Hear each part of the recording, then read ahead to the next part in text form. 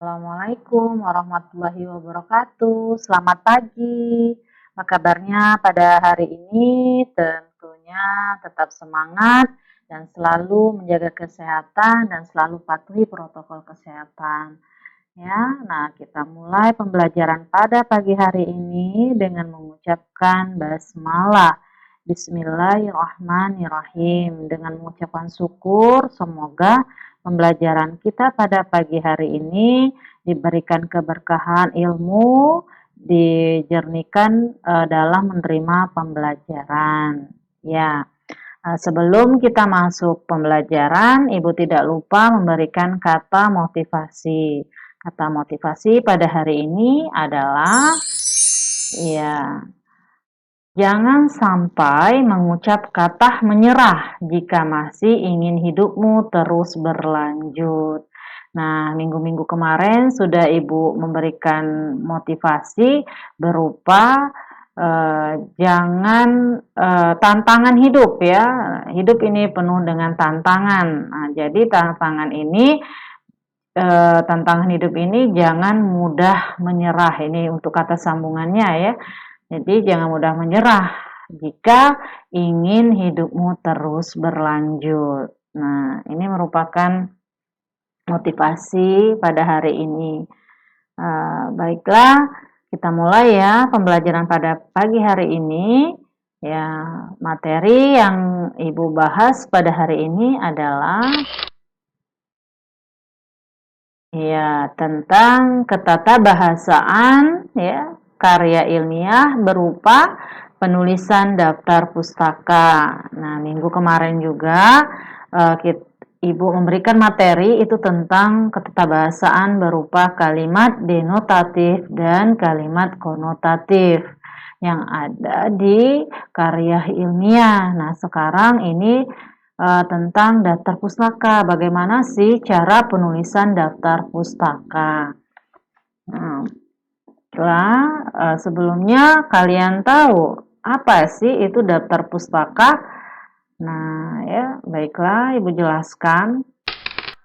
Ya, daftar pustaka. Nah, kalian sering kan melihat makalah ya, karya ilmiah berupa makalah di akhir penjelasan dari makalah tersebut ada susunan daftar pustaka. Nah, sekarang kita pelajari daftar pustaka itu merupakan daftar yang berisi semua buku ya atau tulisan ilmiah yang menjadi rujukan dalam melakukan penelitian. Nah, maksudnya bagaimana? Nah, maksudnya begini. Jika kalian ingin menulis karya ilmiah yang bisa berupa artikel, makalah, atau presentasi, kalian harus membuat daftar pustaka. Nah, atau mudahnya kalian itu harus mencantumkan sumber rujukan penelitian kalian.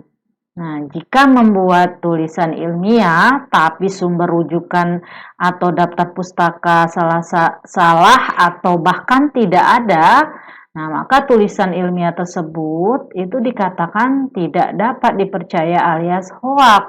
Sama halnya kalian itu mengarang bebas ya. Nah, ini adalah pengertian daftar pustaka. Ya. Manfaat dari penulisan daftar pustaka.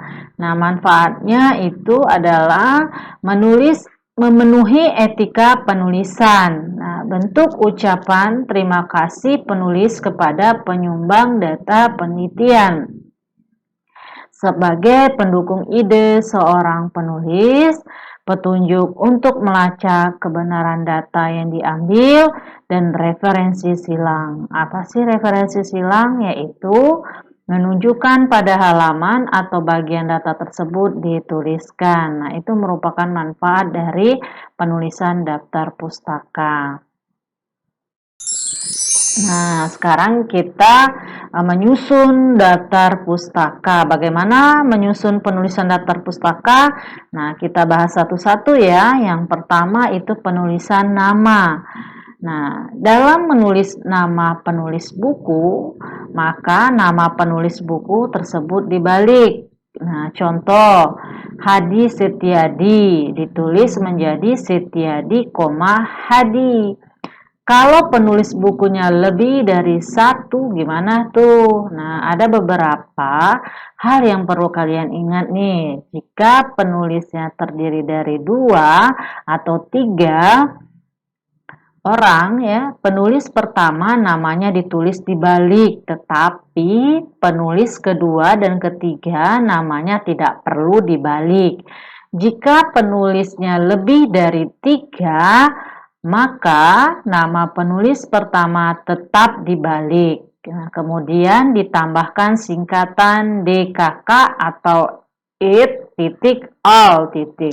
Contoh ya, Hadi Setiadi dan Iwan Sasmito ditulis menjadi Setiadi, Hadi dan Iwan Sasmito.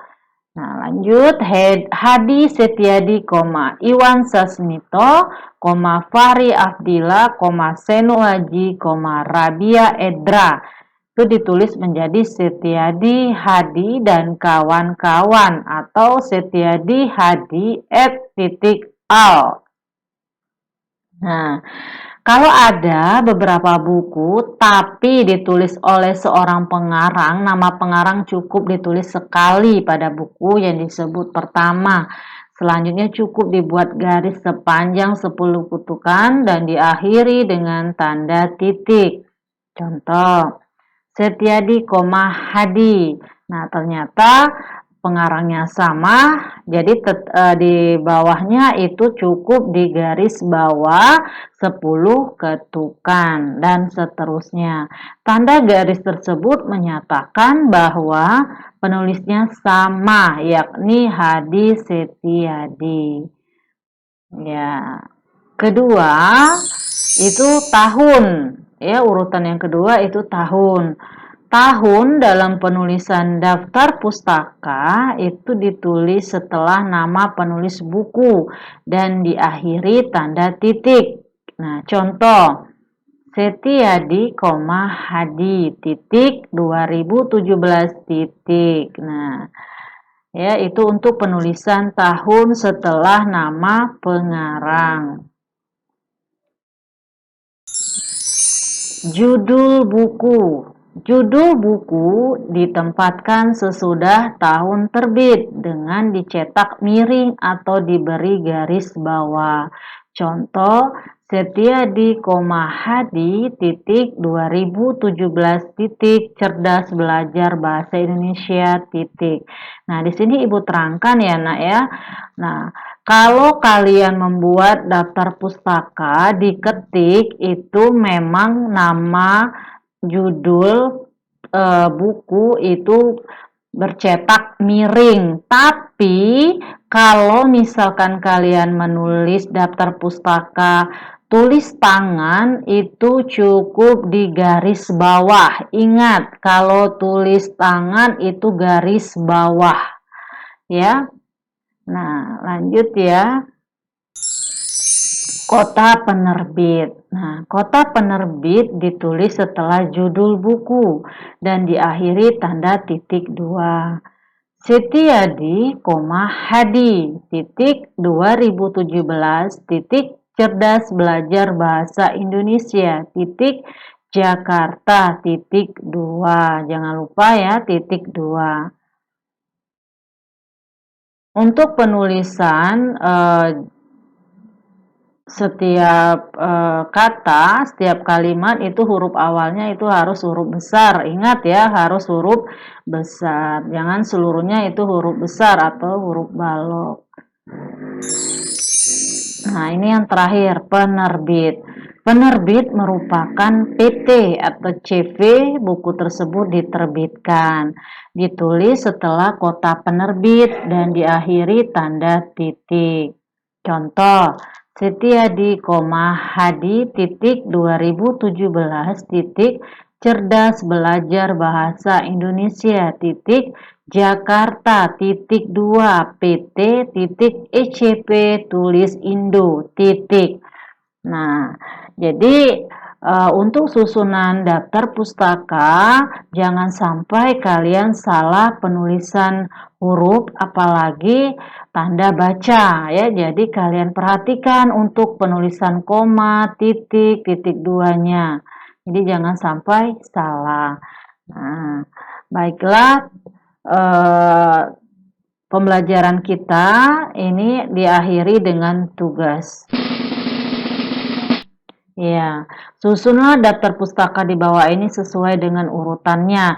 Nah, ini ya silakan kalian urutkan sesuai dengan kaidah penulisan daftar pustaka. Jangan sampai salah untuk penulisan tanda bacanya ya. Ditulis di buku latihan dan di atas lembar kertas kalian itu ditulis nama. Ya. Demikianlah pembelajaran pada pagi hari ini ya, semoga ilmu yang Ibu berikan itu bermanfaat ya, dapat diterapkan di setiap penulisan daftar pustaka. Ya, Ibu akhiri pembelajaran pada pagi hari ini dengan mengucapkan alhamdulillah, alhamdulillahirabbil alamin. Wabillahi taufik walhidayah. Wassalamualaikum warahmatullahi wabarakatuh.